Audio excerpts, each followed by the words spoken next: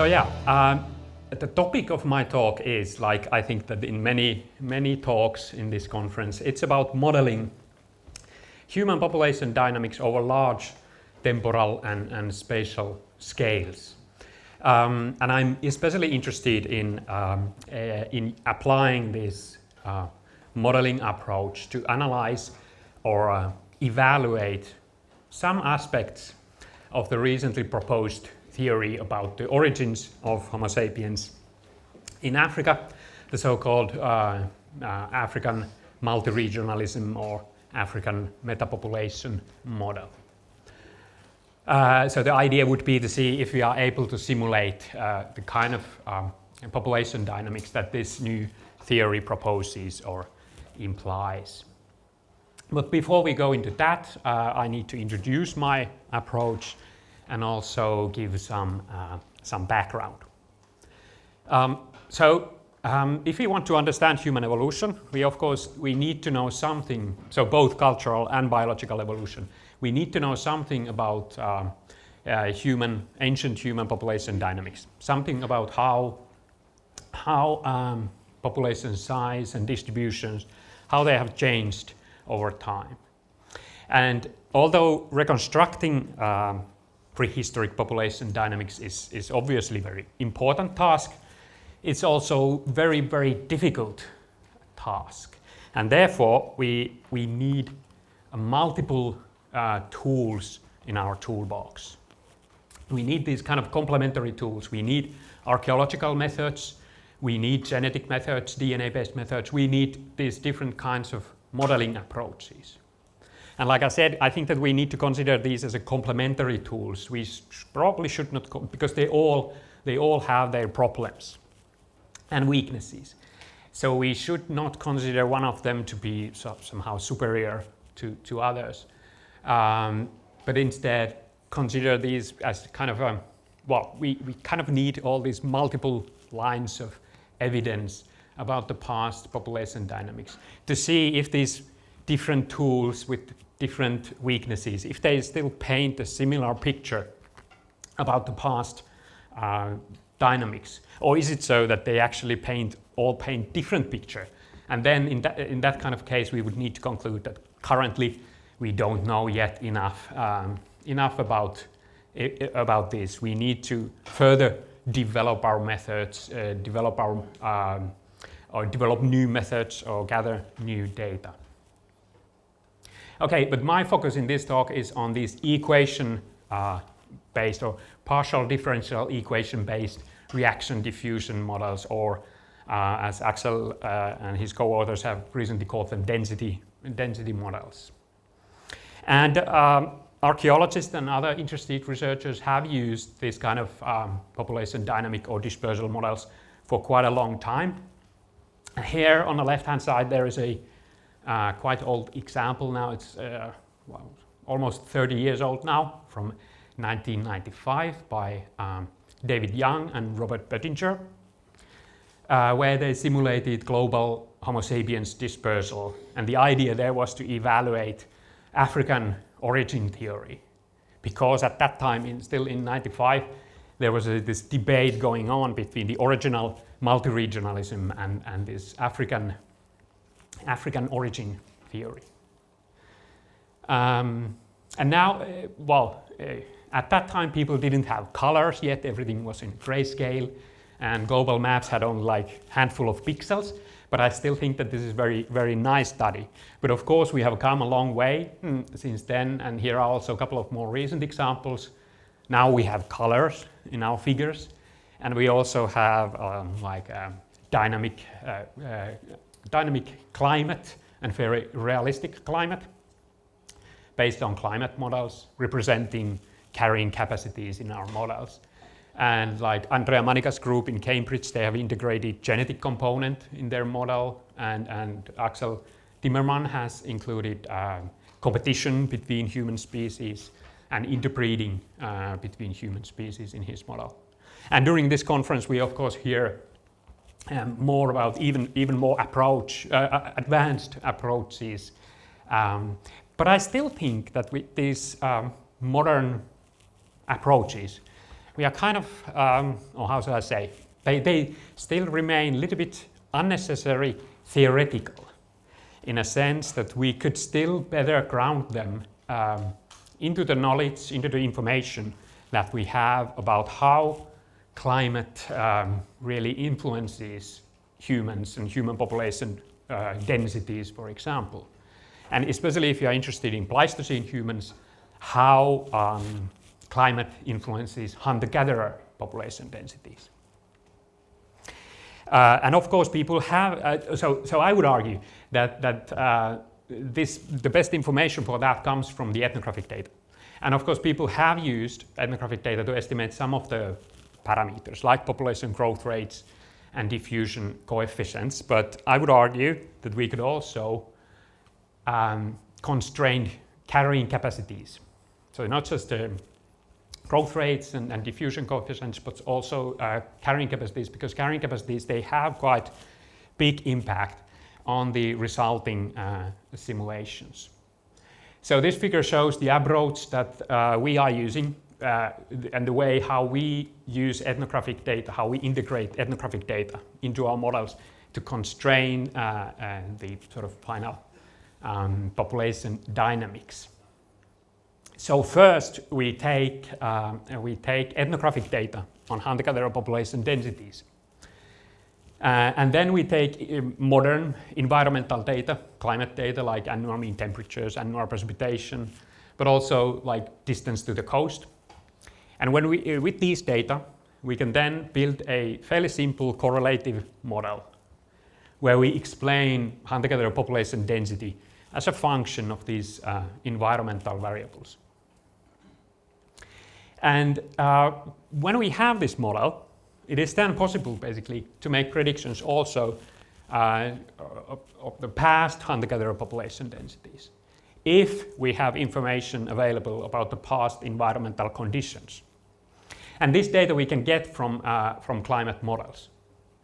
And now when we input that data into our model, we can make these predictions of prehistoric past hunter-gatherer population densities. And if we have this climate data across time, we can then of course also predict population densities across time and space and see how they change. And the model that we fit is basically this sort of mean function. So these predictions are basically average population densities given certain environmental conditions. And therefore you can also think that they are kind of equilibrium population densities. So the most likely population density given certain environmental conditions. So therefore we can also think that these are like carrying capacities. And now these carrying capacity predictions, they are still static. So even if we have a kind of a time series of those, it's not really a dynamic model. It's still this kind of a species distribution model, fairly static model. But we can now run a proper dynamic model over these carrying capacity layers. And the proper model that has like population growth and population diffusion or dispersal components in it. So we can run this over these carrying capacity layers, and we can use the predicted population densities as a values for the K parameter in the model. And then we have this final simulation, which is now, I would argue, constrained using the sort of best information that we have regarding how climate affects human or hunter-gatherer population densities in this case. Okay, but now you might think that is this really a reasonable approach? Does it really make sense to constrain our simulations of Pleistocene humans using ethnographic data? We know that ethnographic hunter-gatherers, they are not Paleolithic relics. How good analog they are to Pleistocene humans. Is it even possible that we bias our simulations of the Pleistocene human population dynamics if we include this kind of ethnographic data here? And these are fair questions, so therefore I need to say something more about the ethnographic hunter-gatherers, the kind of convince you that it makes sense to integrate ethnographic data into our models. So based on ethnographic data, based on archaeological data also, we know that there is a lot of variation among hunter-gatherers. Some of them eat or ate a lot of meat, while others eat a lot of plants. Some of them lived under high or low population densities, while others lived under high population densities. Some of them were highly mobile, while others were really highly sedentary. Some of them were or are socially really equal, while others are really hierarchical, having social classes like chiefs and slaves and warriors and things like that. So clearly there's a lot of variation among these. But we know that this variation among ethnographic hunter-gatherers is very strongly linked to environmental variability. And here is just one example of that. So this map shows the distribution of ethnographically documented hunter-gatherers, and the size of the circle here, it indicates the population density. And now net primary productivity, biodiversity, pathogen stress, and distance to the coast, they explain over 70% of the variation in hunter-gatherer population density. And that's a lot. So it clearly kind of illustrates how strongly these hunter-gatherers, how strongly they are bounded by these environmental factors, how important constrained the environmental factors are for humans who live like as hunter-gatherers. But it's not only like this, it's also so that humans follow the kind of basic ecological rules that other mammals do. So this figure shows the well-known relationship between body mass and population density among mammals. And it also shows these regression lines for herbivores, omnivores, and carnivores. So you can clearly see these sort of trophic differences in the population densities here as well. And now if we put hunter-gatherers on the figure, we can see that they are pretty much where we should expect them to be. So that those hunter-gatherers who rely mostly on terrestrial meat, their population densities are the lowest. The average density is even a little bit lower than the average carnivore density. And whereas those hunter-gatherers who rely mostly on plants, and it's important to keep in mind that there are no vegetarian hunter-gatherers. All hunter-gatherers include some fraction of meat in their diet. But those hunter-gatherers, their population densities are very close to the omnivore line, which is again something to be expected. And now hunter-gatherers who rely mostly on aquatic meat, they reach the highest population densities. And this, of course, a little bit breaks the pattern, but aquatic resources are quite special, and so are those hunter-gatherers who rely mostly on aquatic resources. But this nevertheless tells how well humans also sort of obey these basic ecological rules. But it's not only that. It's not only that humans follow the kind of basic ecological rules. It's also when we look at these patterns, when we look at the relationship between, for example, population density and net primary productivity, we can see clear similarities, I would say even striking similarities between humans and other mammals. So if we leave out some of those outlying points there, we can see that the highest population densities are reached at the NPP value of 1500, and then we have another peak close to the NPP value of 2500. And now this tells us that, and this is of course not just the population density and the environment, we also see the similar kind of resemblance between humans and other mammals when we look at the diet composition, the relationship between diet composition and environmental variables. But these sort of similarities, they tell us that these patterns that we see among hunter-gatherers, they are very general. We can see the same patterns across species. And this then kind of indicates that the patterns and the relationships that we see among hunter-gatherers, they must be related to some very fundamental aspects of ecosystems. And this also indicates that they are most likely quite persistent in time. And this now gives us a sort of permission to integrate this ethnographic data into our models, I would argue. Because the patterns are so general that we can think that they are quite invariant in time. But of course, if we go back in time, something like 300,000 or even 400,000 years ago, we are not dealing with the actual Homo sapiens anymore, some kind of archaic form. So this is important to keep in mind, but of course, if you think that these patterns are quite general, it's probably not going to be that big issue here. Okay, so that's about the introduction to the approach. Let's now go to the actual research question, which was related to these population dynamics proposed by the African metapopulation model. So to simplify things a lot, we can say that there are basically two different kinds of explanations of the origins of Homo sapiens in Africa. There is the single origin model and the metapopulation model now. And the sort of classical thing is the single origin model, which basically argues that Homo sapiens evolved in single, fairly restricted area in Africa.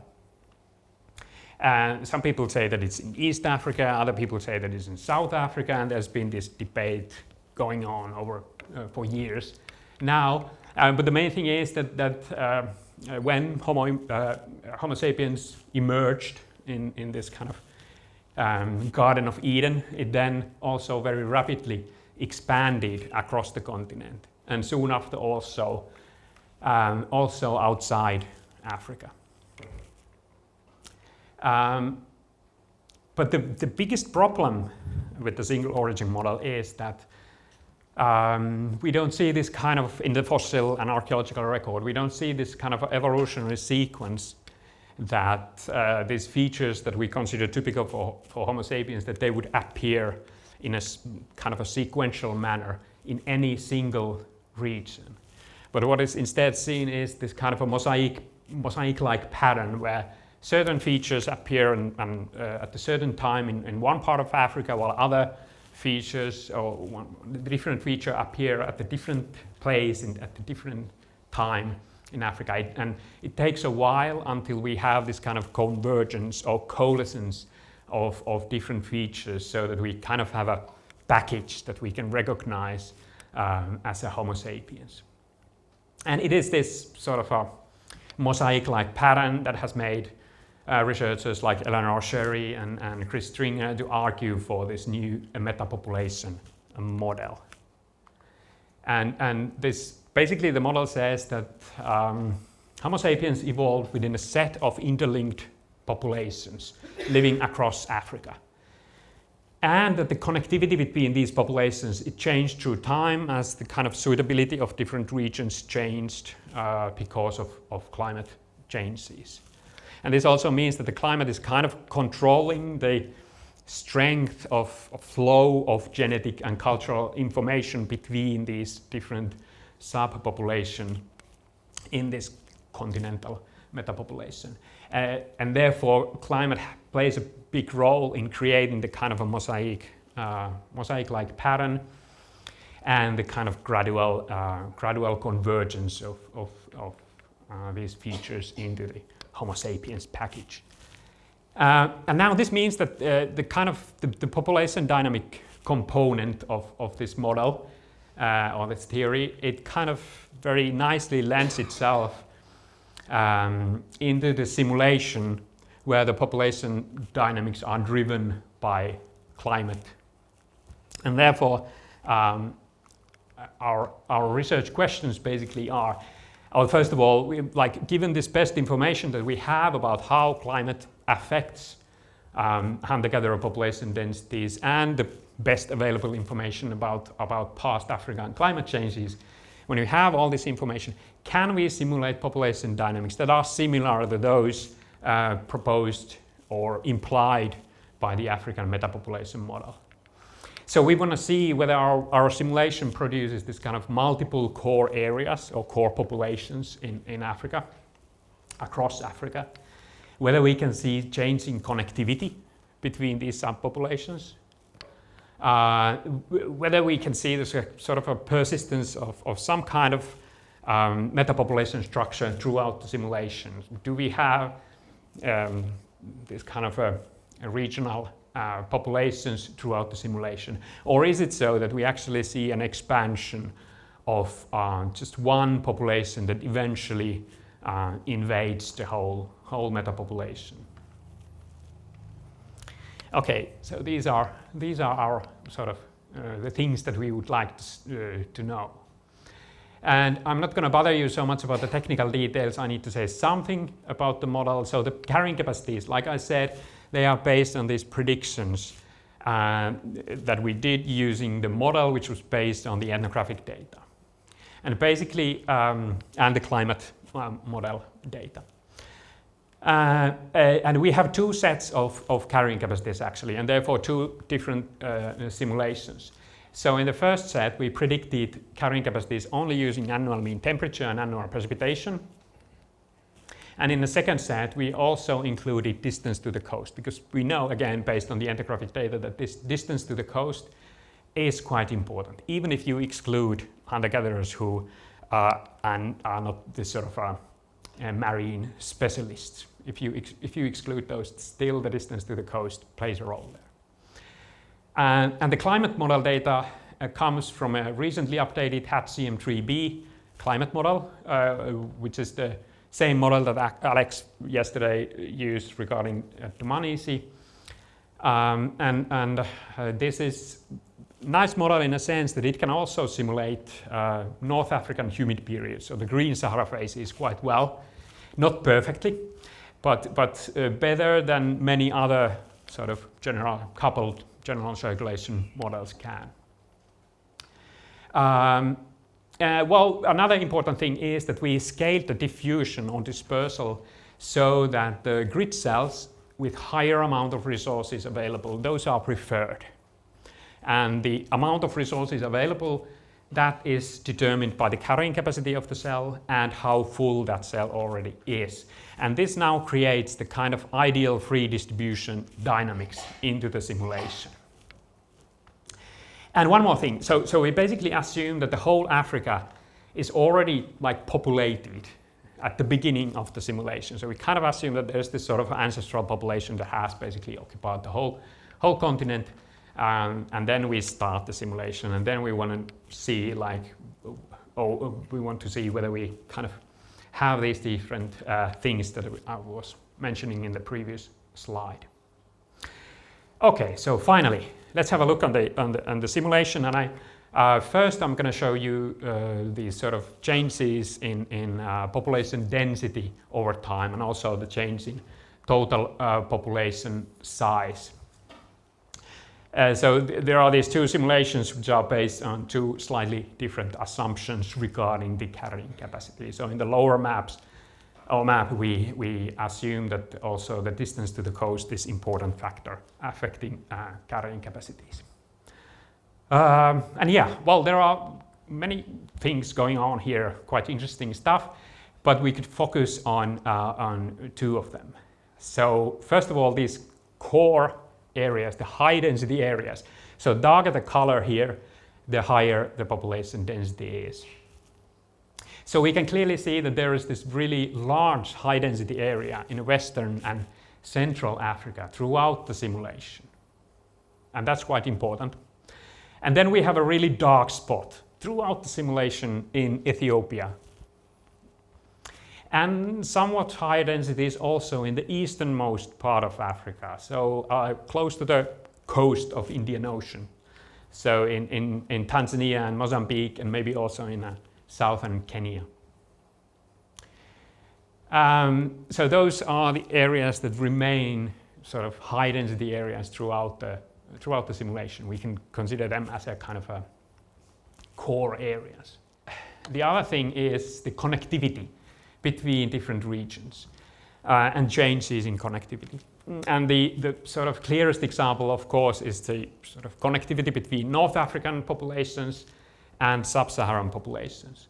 So when we have this humid phase, when we have a green Sahara phase, then of course North African populations are really well connected to the sub-Saharan populations. But when Sahara is arid, then of course North African populations are isolated from sub-Saharan populations. Not as clear difference in connectivity, but still it is there, is between the easternmost Africa and the Central Africa. So that when we have this green Sahara phase, at the same time Rift Valley region becomes really arid and low density region. So then the easternmost part of Africa are not that well connected to the Central Africa in the tropics. But when we have arid phase in Sahara, then there are high population densities across tropical Africa from west to east. And then, of course, I forgot to mention regarding these high density areas that when we look at this lower map, where we also take the distance to the coast into account, then we have high density areas along the coast as well. Okay, so these changes that we see here, they are of course related to the climate. We can see some precessional variability, but these major changes, those are related to what's happening in the northern hemisphere, northern hemisphere glacial cycles. So that when we have green Sahara phase, then those occur during the interglacial phases. When we have an arid phase in Sahara, those occur during the glacial phase in northern hemisphere, during the northern hemisphere glacial cycles. And this is because there are these teleconnections actually between the continental ice sheets and African monsoon system. Okay, but so far we have only looked at this like there would be like one population across the whole continent. So that's of course not something that we are really interested in. So we need to put some populations there in the map. For example, like this. And here we made some really sort of simplifying assumptions. For example, we assumed that the ancestral population configuration, or the initial population configuration at the beginning of the simulation, that it basically follows the modern biogeographical regions in Africa. So we kind of put these 8 different populations on a map, and the areas of these populations, they basically follow these modern biogeographical regions. So we kind of assume that, we want to see how stable this configuration is, how it changes if it changes. Can we retain some of those populations throughout the simulation, or is it so that one population will kind of expand and invade the whole system? We also treat these populations like species, so there's no interbreeding, which is of course unrealistic assumption. But for our purposes, it's not that big thing. We don't have evolution here. That's what it means, and also it means that there's no this kind of intermediate forms of populations. They are not formed during the simulation, which makes this easier technically. And then there is a competition. So within population, the competition is neutral, but competition between population is a little bit stronger. So the coefficient is the competition coefficient is 1.5 here, and this means that the immigration needs to be fairly strong for an immigrating population to kind of expand and take over other populations. It also means that the population growth needs to be strong also for a population to resist the expansion of other populations. So now I should kind of tell that you should pay attention to the first or the beginning of the simulation, because everything interesting happens basically within the first 20,000 years. After that, it gets quite boring, which means also that it doesn't really require the whole 400,000 years. We could, of course, do much shorter simulations as well. But okay, so let's have a look. So again, we have these two different maps, two different slightly different assumptions regarding the carrying capacities. But those assumptions, they actually seem to have quite big impact on the resulting simulations. So what happened was, especially when we look at the upper maps and the upper simulation, that very quickly this initially Western and Central African population expands. It expands rapidly, takes over number of populations, the Eastern African population and Southern African population, and then also this Western African Sahelian population.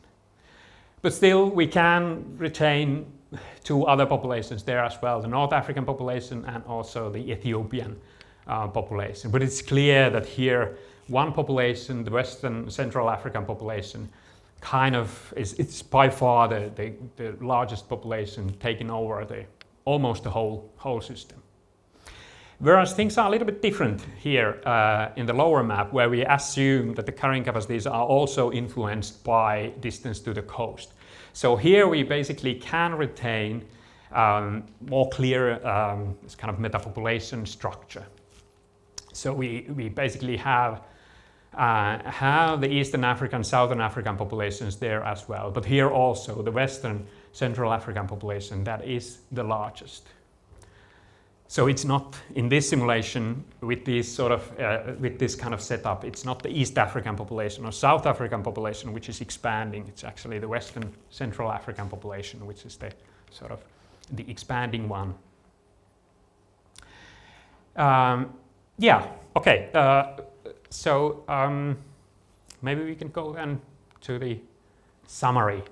So regarding our main research questions, how strongly our simulation really supports the dynamics implied by, or at least our interpretation about the population dynamics that this African metapopulation model is proposing, how strongly our simulation supports that depends on the assumptions that we make, like I said. So this sort of enduring metapopulation structure is possible if we assume that the coastal regions provided more resources for those humans, and therefore they sustained higher population growth also in the East Africa and the South Africa to kind of resist the invasion of this expanding Central and Western African population. And if the carrying capacities are only influenced by annual mean temperature and annual precipitation, then the Central and Western African population really kind of expands and takes over almost the whole continent. Of course, still we kind of retain other populations there. So basically we can think that there's also some kind of metapopulation structure there still in that other one as well, other simulation. I didn't show this, but also it depends also what kind of assumptions we make regarding the competition. So if we assume that the competition is all neutral, then all borders between these populations are basically erased. And the Central and Western African population will become like the dominant across the whole continent. But then also in every cell there would be other members of other populations living in this simulation. But that probably is not something that the kind of metapopulation model would argue. And kind of a more general conclusions, I think that it will become clear during this conference that models, they provide really useful tool to study ancient human population dynamics. We can use these models for sensitivity experiments. We can kind of see how different parameter values, how they affect the large-scale dynamics or processes and patterns that we see in our simulations, and help us to better understand the sort of demographics behind these large-scale patterns and processes. And like it was mentioned earlier in this conference, the models can also provide this kind of sanity checks for proposed theories. We can see how much we need to tweak our parameters to be able to produce the kind of dynamics that one theory is proposing. And then also we can use these simulations as a kind of a complementary reconstructions of population dynamics together with these archaeological and genetic and other methods. when we need to kind of some sort of quantitative data for population dynamics to study some other aspects of human evolution. But then maybe the most I would say, the most important take-home message would be that now that models are becoming kind of more and more important and more accepted ways to do to study and understand human evolution and human prehistory, it's a very good time to start to think about how to increase the realism of our models by integrating the kind of knowledge that we have about human demography and human ecology. And I'm not saying that the approach that we are using would be the best one, but I still think that we kind of need to, it would be good to start to think more about these things as well. Okay, that's all. Thank you.